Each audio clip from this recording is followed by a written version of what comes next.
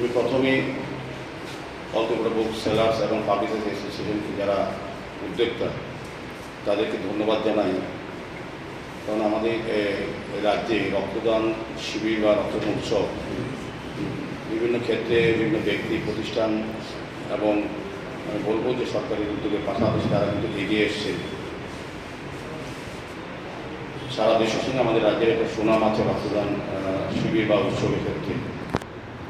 তো আমাদের মুখ্যমন্ত্রী প্রফেসর ডক্টর মানিক সাহা কিছুদিন আগে সারা রাজ্যবাসীর কাছে প্রত্যেকটি মানুষের কাছে আবেদন রেখেছিলেন যে রক্তদানে এগিয়ে আসার জন্য। কারণ আমাদের যে সরকারি অনুমোদিত 12টি ব্লাড ব্যাংক এবং বেসরকারি যদি অনুমোদিত 2টি ব্লাড ব্যাংক আছে, মোট 14টি ব্লাড ব্যাংকের মধ্যে রক্তের যে চাহিদা এবং যোগানের মধ্যে ভারসাম্য রক্ষা করে রক্তদান উৎসব বা রক্তদান শিবির।